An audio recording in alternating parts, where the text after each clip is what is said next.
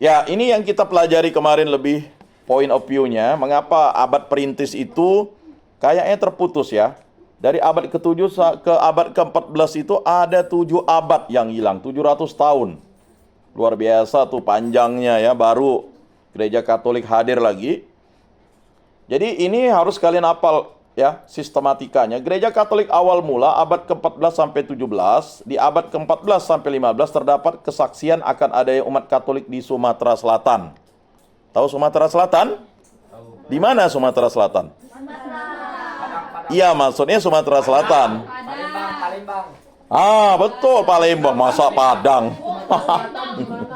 Sumatera Barat itu, kalau Padang Sumatera Barat, kalau Palembang ibu kotanya dari Sumatera Selatan. Ya. Jelas ya?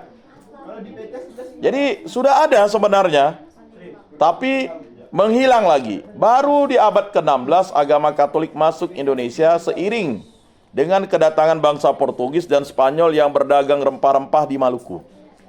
Jadi berdagang rempah-rempah dulu.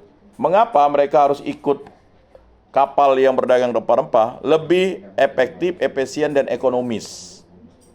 Karena apa? Kalau kita menggunakan kapal penumpang, tidak ada zaman itu. Zaman itu yang ada kapal dagang. Sehingga misionaris datangnya ya mengikuti kedatangan bangsa Portugis dan Spanyol ya. Yang waktu itu memang sudah ya dasar negaranya atau mayoritas penduduknya sudah memeluk agama Katolik. Kemudian bersamaan dengan para pedagang masuklah imam misionaris Katolik, salah satunya adalah Santo Fransiskus Saperius yang kemarin kalian jelaskan dengan detail itu. Ya. Tahun 1546 sampai 1547 yang mengunjungi Ambon, Saparua dan Ternate. Ya. Jadi Ambon, Saparua dan Ternate. Jadi sekarang itu dia sudah terpisah, ada Maluku Utara. Ya, ada ya. Ya, sekarang 2 provinsi yang berbeda ya. Tetapi di Ambon itu terjadi kesaksian yang luar biasa di mana Fransiskus Saperius sudah sangat lelah. Ya, jadi dia melempar salibnya itu, lalu salibnya dibawa oleh kepiting. Ya, kepiting itu naik di dayung, lalu menyerahkan salib itu, lalu kepiting itu kembali ke dalam laut. Nah, maka waktu Pesparani pertama di Ambon itu ada simbolnya kepiting. Jadi kepiting membawa salib Fransiskus Saperius. Mujizat yang terjadi. Jadi Fransiskus Saperius sampai katakan, kalau memang kehendakmu terjadi di tempat ini, ya salib inilah. Jadi dia meminta tanda. Sama seperti tanda Nabi Yunus. Fransiskus Saperius pun begitu juga. Begitu juga dengan kalian. Kalau kalian udah terdesak, ya kan, teraniaya, pasti kalian minta tanda dari Tuhan Yesus. Ya kan? Jadi tanda itu adalah suatu bukti bahwa Allah mencintai manusia. Sama seperti Thomas meminta tanda. Ya kan? Ketika ingin melihat, mengapa aku ini tidak dikunjungi Yesus, yang lain dikunjungi, kan begitu. Nah, selanjutnya kita masuk ke era POC. Nah, abad ke-18 sampai 19. Sejak kedatangan POC, gereja Katolik dilarang karena para penguasa POC beragama Kristen Protestan. Jadi agama Katolik dilarang karena terjadi skisma ya. Skisma waktu itu, skisma pertama kan 1034 ya. Nanti lihat cek ya antara ya kan Katolik dan Ortodok. Nah, lalu ada namanya ya reformasi gereja oleh Martin Luther. Makanya ada yang memilih ya kan menjadi Kristen Protestan gitu kan. Nah, jadi POC itu memang waktu itu dikuasai oleh Kristen Protestan, maka Katolik dilarang. Terjadinya penganiayaan para imam Katolik di wilayah kekuasaan POC. Kita ingat ada satu pastor yang meninggal di Batavia ya, karena teraniaya, terbunuh oleh POC. Ya, jadi siapa bilang POC itu yang katanya Eropa, dia juga lalu orang-orang yang misionaris ini Eropa juga tidak dihabisi. Itu sudah berbeda suku, dia berbeda negara. Kemudian gereja Katolik hanya bertahan di beberapa daerah di luar kekuasaan POC, yaitu Flores dan Timor. Ada traktat yang tanda tangani bahwa mereka tidak menguasai Flores dan Timor. Makanya jangan heran Flores dan Timor itu kekatolikan itu mulai dari abad 18 sampai 21 ya kurang lebih ya 400 sampai 500 tahun ya. Itu bertahan. Dia mulai dari abad keberapa tadi itu? Ya. Karena sudah ada di situ. Ya. Kemudian di akhir abad ke-18 Belanda kehilangan kedaulatan, VOC bangkrut dan bubar. Nah, lalu Louis Napoleon seorang Katolik menjadi raja Belanda. Kita ingat, ya itu sudah detail saya jelaskan siapa Louis Napoleon, saudaranya Napoleon Bonaparte. Dia adalah orang Prancis yang menjadi raja Belanda. Ya. Jadi Louis Napoleon seorang Katolik menjadi raja Belanda. Nah, disitulah terjadi perubahan. Ya.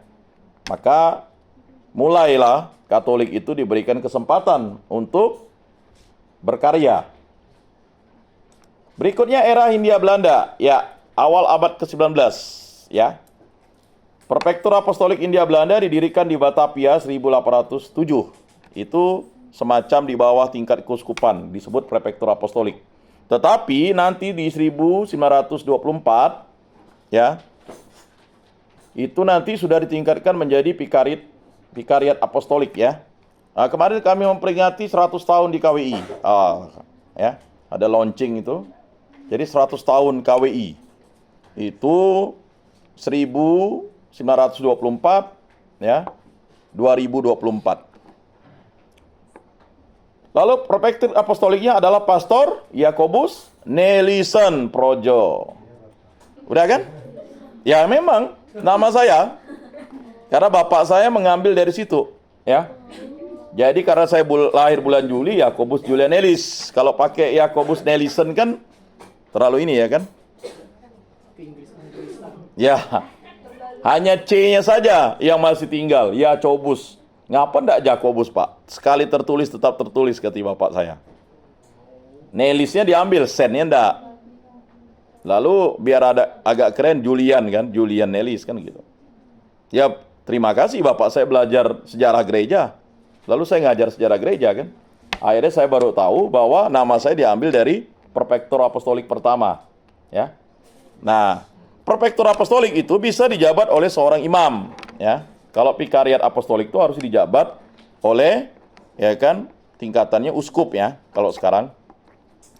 VOC digantikan oleh pemerintah Hindia Belanda oleh Gubernur Jenderal Dendels 1808 sampai 1811. Nah, jadi seperti Pontius Pilatus seorang gubernur, jadi Jenderal Dendels ini ya bahwa Hindia Belanda itu adalah bagian dari koloni dari Belanda, makanya disebut dengan Gubernur Jenderal. Ya. Kemudian keadaan membaik, namun di Yogyakarta misi Katolik tetap dilarang sampai akhir abad ke-19. Jadi misi Katolik itu masih dilarang di Yogyakarta. Ya. Maka menjadi orang Katolik ini kok heran kita masih dipersulit. Ya memang dari dulu dipersulit kok. Tapi dipersulit, kita masih tetap bisa bertumbuh. Ya. Ya mungkin kalian merasakan banyak orang Katolik di Kalimantan Barat. Ya. Tapi kalau misalnya kita sudah masuk di daerah-daerah, 365 negara ada satu umat Katolik saja di negara ke-365 itu. Bagian dari negara apa begitu ya. Jadi kalau kalian lihat Katolikku keren tuh, ada satu orang Katolik ya di situ. Ya. Walaupun di negara itu 365, dia satu ya. Luar biasa dia. Tetap masih ada orang Katolik ya di setiap negara. Lalu ya, keadaan membaik namun di Yogyakarta misi Katolik tetap dilarang sampai akhir abad ke-19 ya. Jadi ini suatu kisah yang harus kita dalami. Sebagai umat Katolik, kita berbahagia sekarang kalian bisa dididik secara tersistematis dan secara pendidikan nasional yang merata. Berikutnya era Panlit. Nah, ini adalah suatu era yang luar biasa di mana abad ke-19 awal ke-20. Misi Katolik di Yogyakarta diawali oleh Pastor Panlit SJ yang datang ke Muntilan 1896.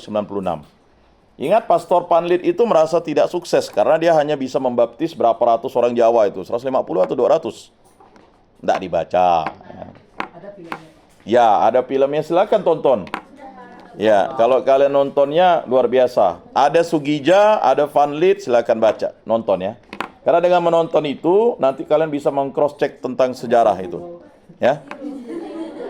Jadi kalau saya sangat apresiasi yang sudah menonton. Yang belum menonton silakan tonton di Netflix bisa atau di YouTube. Biasanya sudah ada yang sudah mengcracknya dan mengirimnya di YouTube ya.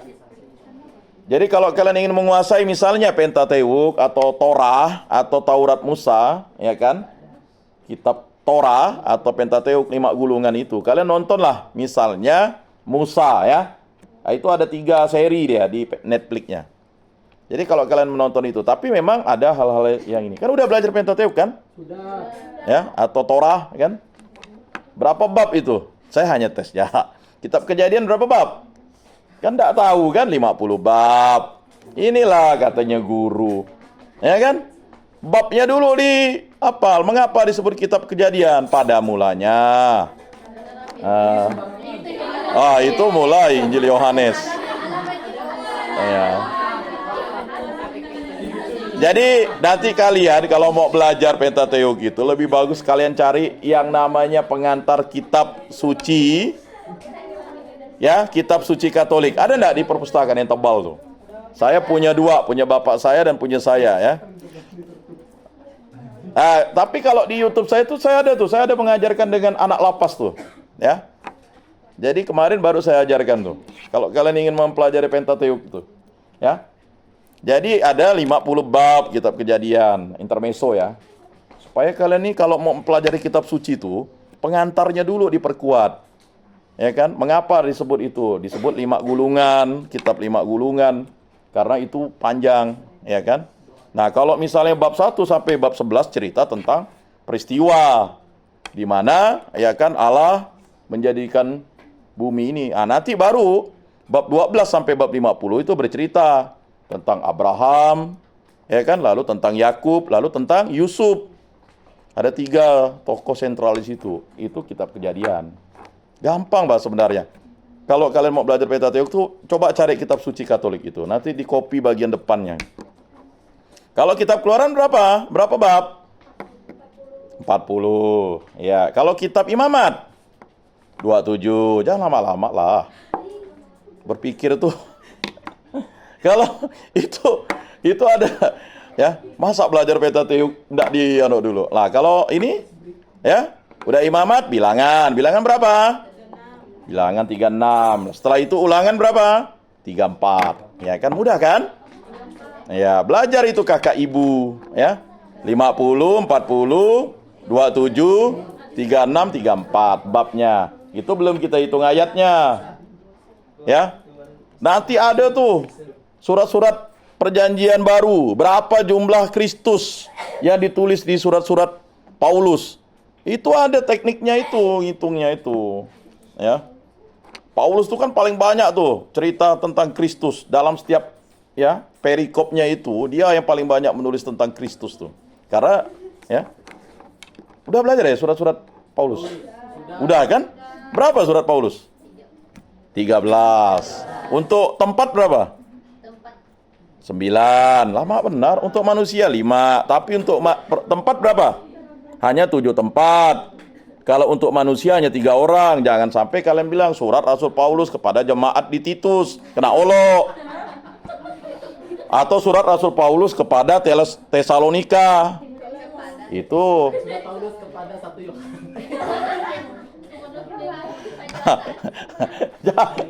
Udah semester 4 lalu ndak hafal.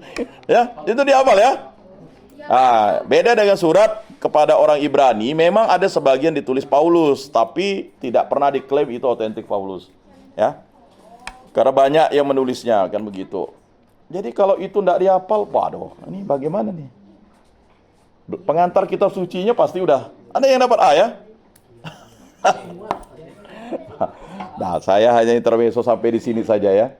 Usahanya baru membuahkan hasil pada tahun 1904 dengan dibaptisnya. Tadi saya tanya, padahal jelas di situ. Masih ya tidak bisa jawab. Terus saya bilang antara 100 sampai 200. Tepatnya 178 orang bersuku Jawa. Ya, 178 orang. Mengapa dicatat? Dicatat. Gereja Katolik mencatat. Makanya ketika kalian dibaptis, kalau kalian surat baptis tak keluar, kalian dibaptis ulang. Benarkah kalian dibaptis? Jangan sampai kalian tidak dibaptis. Sampai nanti di pintu surga surat Petrus, tengok mana surat baptismu katanya.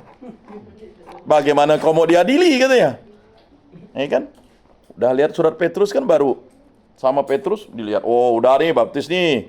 Cari-cari orang kudusmu katanya kan. Orang kudus kita banyak. Yang akan mendoakan kita. Bukan lagi orang dalam. Yang paling dekat adalah dengan Santa Maria Bunda Allah. Ya kan? Tapi yang paling dekat lagi dengan nama baptis kita. Oh, dicari itu rasul kita. Lalu dengan yang orang kudus yang sebagai nama krisma kita. Betul ya? Belum lagi orang kudus yang melindungi atau mendoakan lingkungan kita. Ya kan? Jadi banyak yang mendoakan kita supaya kita bisa bergabung dengan kolegium orang kudus di kerajaan surga. Jadi kalau orang Katolik sampai tidak masuk ke surga itu udah parah lah, parah dah. Ya kan? Itu kesalahan yang sampai sekarang agak membingungkan. Mengapa tidak? Ya, KTP kita salah itu. Surat baptis yang betul ya. Nah, lalu Pastor Panlit mendirikan sekolah dan sekolah guru dan seminari menengah, ya, itu jelas. Ya.